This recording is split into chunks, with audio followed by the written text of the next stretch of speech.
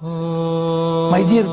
friends, brothers and sisters in Pakistan, we need Imran Khan. Preferably, we need him back in power, talking in the name of Pakistan, fighting for you, for honesty in politics, for social justice, for development, and fighting for us, Muslims,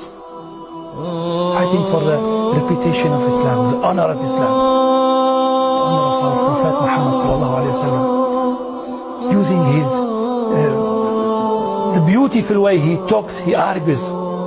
in the international stage to represent us and to defend our interests,